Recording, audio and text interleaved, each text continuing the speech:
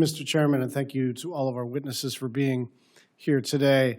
We're holding this hearing at a pivotal moment given the recent developments in the Middle East.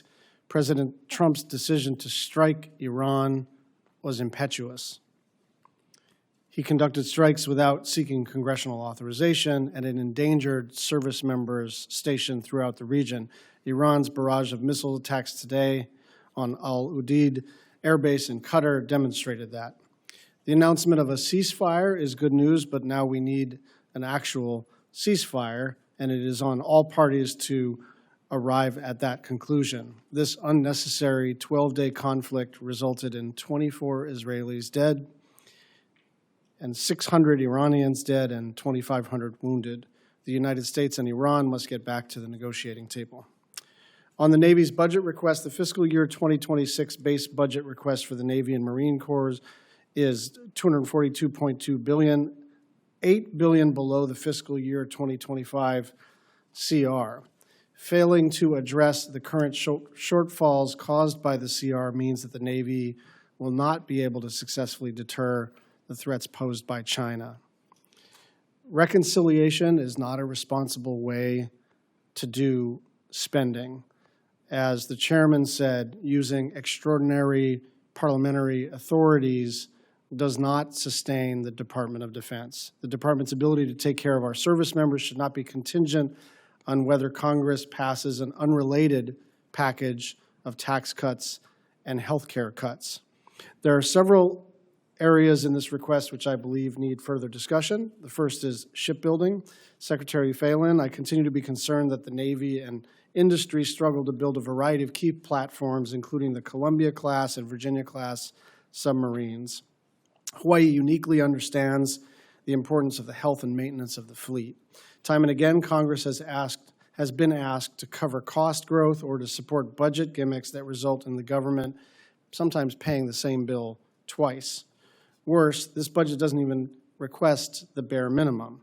The Navy requests only one Virginia-class submarine, hoping reconciliation will provide a second one.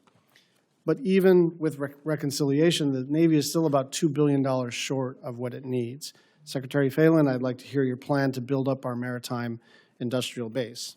Next, on maintenance, continued delays in ship maintenance combined with extended deployments are placing an unsustainable burden on both our fleet and our people. Backlogs accumulate risk across the force.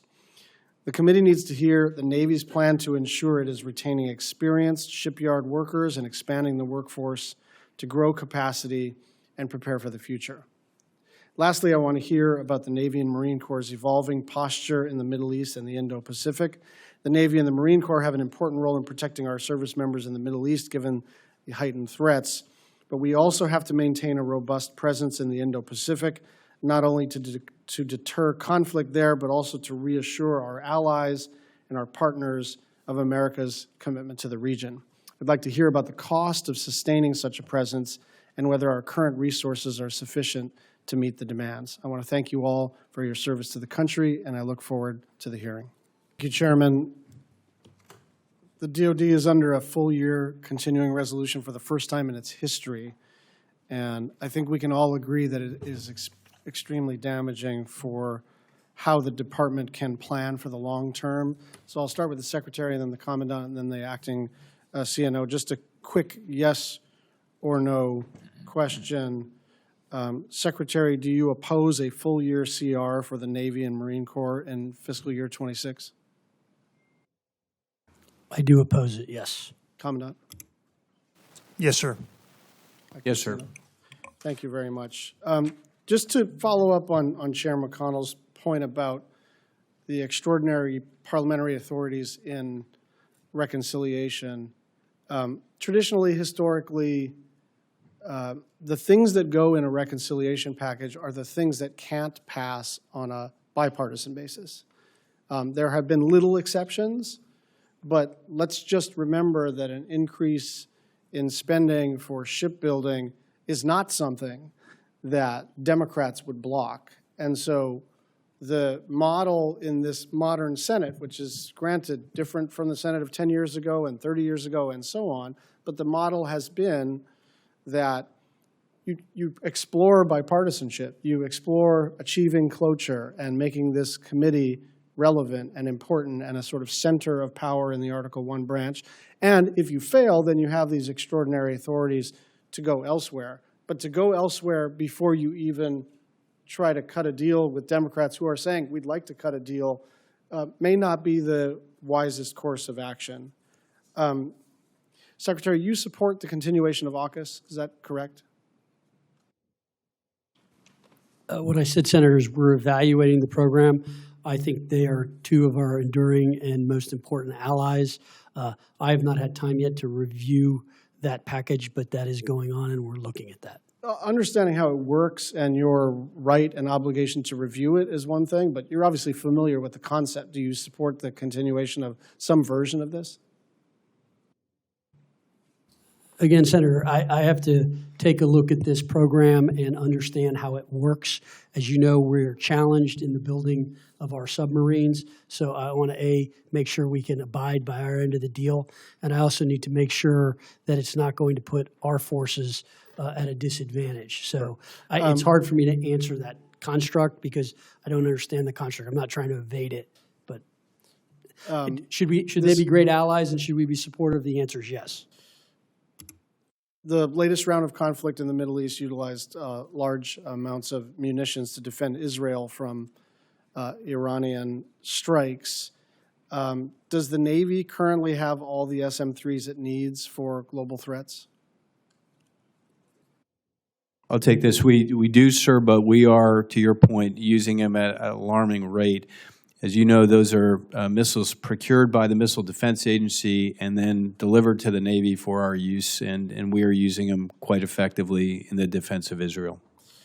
Just about the Asia-Pacific region, in 24, DoD moved the Abraham Lincoln away from the Indo-Pacific to support operations in the Middle East. Just this month, we moved the USS Nimitz from the Indo-Pacific.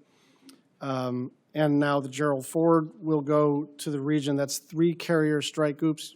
Can you reassure our allies in the Indo-Pacific that we've got our eye on the ball there?